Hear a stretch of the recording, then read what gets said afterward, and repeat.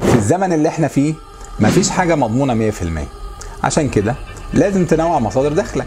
تخيل كده لو انت معتمد على مصدر واحد للدخل وفجأة حصل لك ظرف او خسرت شغلك، هتلاقي نفسك واقف في مكانك مش عارف تعمل ايه.